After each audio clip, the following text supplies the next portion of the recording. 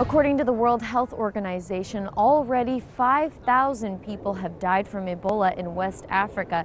Meanwhile, the U.S. government has been forced to adjust its response as thousands of Americans call on President Obama to take the necessary steps to protect them. Correspondent Priscilla Huff has our story. Thank you, Doctor. Top congressmen are demanding answers on the Obama administration's response to the Ebola epidemic. People are scared. We need all hands on deck. We need a strategy, and we need to protect the American people, first and foremost. It's not a drill. People's lives are at stake, and the response so far has been unacceptable. The U.S. Centers for Disease Control, tasked with the response, is on the defensive. There are no shortcuts in the control of Ebola, and it is not easy to control it. To protect the United States, we have to stop it at the source.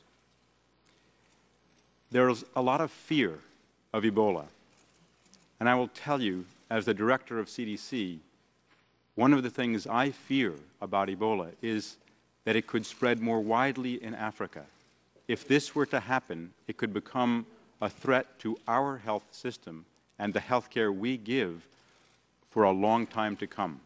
That's exactly why the Speaker of the U.S. House of Representatives has called for a ban on flights arriving from the West African nations most affected by the Ebola epidemic.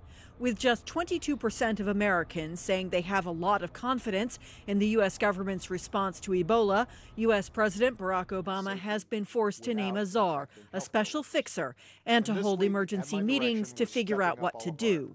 What you can't do in this modern globalized world is put some cellophane tape around a region of the world and expect to keep out a highly pathogenic infectious disease. It doesn't work that way. It's inhumane. And Americans do want to help. Volunteers have taken it upon themselves to receive special training before they leave their jobs and head over to West Africa to help care for the ever-expanding number of Ebola cases.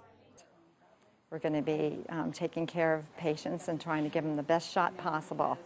I think with proper care, we can get the mortality rate down to maybe 30%, and that's what I'm hoping for, because I'm not going over there to carry body bags. I'm over there to help and to give them the best shot possible. Even U.S. government officials admit more needs to be done. Washington has promised just 17 Ebola treatment units for Africa, where 9,000 cases have been confirmed.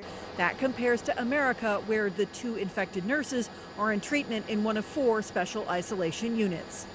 The hospital here at the National Institutes of Health, where Nancy Pham is being treated, is one of 4 locations around the United States which have the facilities to treat Ebola patients.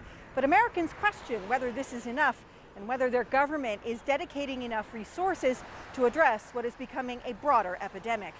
Priscilla Huff for Telesur in Bethesda, Maryland.